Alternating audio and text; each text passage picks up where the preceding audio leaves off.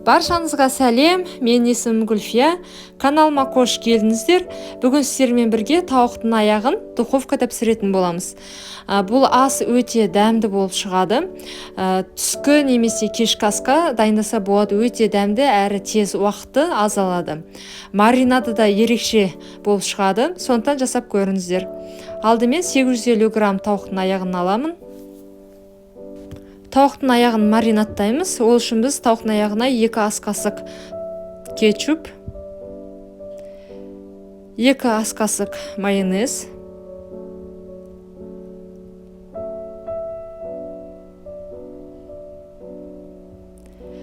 2 ас қасық соевый соус қосамыз.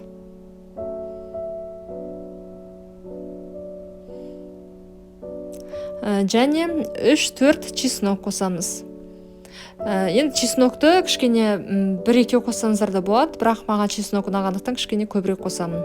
Себебі дәмді болып шығады.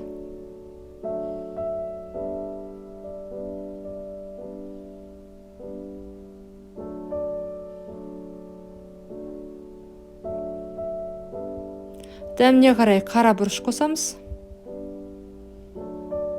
Және тұз қосамыз дәміне қарай. Барлығын жақсылап дәміне қарай мөлшерлеп қосамыз. Содан кейін жақсылап араластырамыз. Мен қолмен араластырамын. Асықпай жақсылап бәрбір тауықты араластырамыз, жаңағы маринаттаймыз.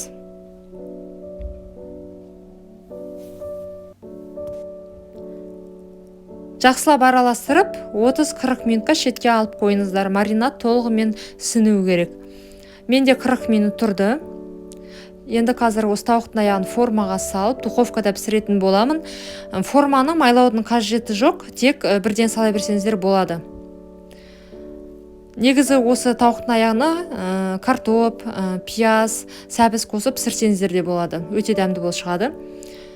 Тауықтың аяғын салдым, енді қалған маринадты үстіне саламын.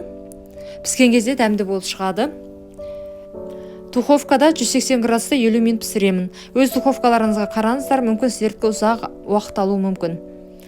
Тауықтың аяғы пісті, өте дәмді болып шықты. Міндетті түрде жасап көріңіздер, баршаңызға ас болсын.